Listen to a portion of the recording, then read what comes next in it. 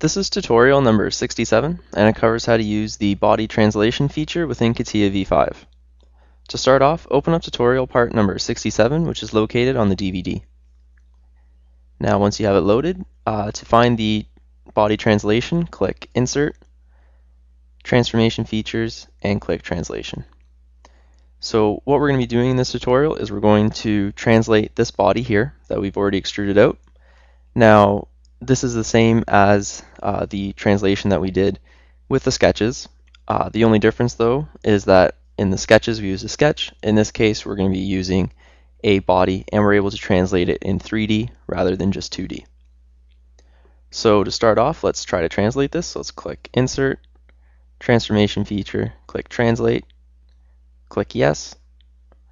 And to start off, what we're going to be doing is just selecting some of these planes. So let's click the XY plane, and let's tell it to translate it 100. You can see the preview, click OK, and it's translated 100 up. Now let's click Insert and let's translate it again. And this time let's do it along the YZ plane. Do 100 again, click OK. And you can see in the tree, you slowly get a buildup of the translation. So you kind of keep each step as you're going, and you can go back into it and edit it. So say we want to make this 200, we can make it 200. Now let's do another translation. So let's click Insert, Translation. Now rather than using the planes, you're also able to use faces.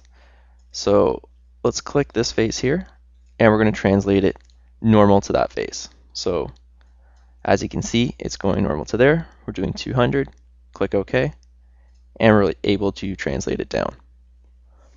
Now this tool allows you to move around your part after you've made it into position if you have a position that you need it to be in specific to the origin. So this allows you to move around your part into the position that it's needed to be in. And that concludes our tutorial on how to use the body translation within Catia v5.